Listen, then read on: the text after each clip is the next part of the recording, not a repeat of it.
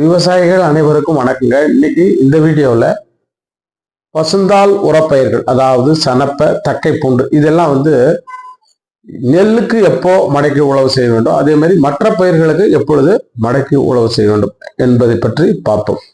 இப்பொழுது இந்த பசுந்தாள் உரப்பயிர்களை பார்த்தீங்கன்னா, நெல் நாற்று நடுவதற்கு முன்னர் ஒரு 20 to 25 நாட்களுக்கு முன்னால நம்ம அதை பசுந்தாள் உரப்பயிர்களை மடக்கி உழ வேண்டும்.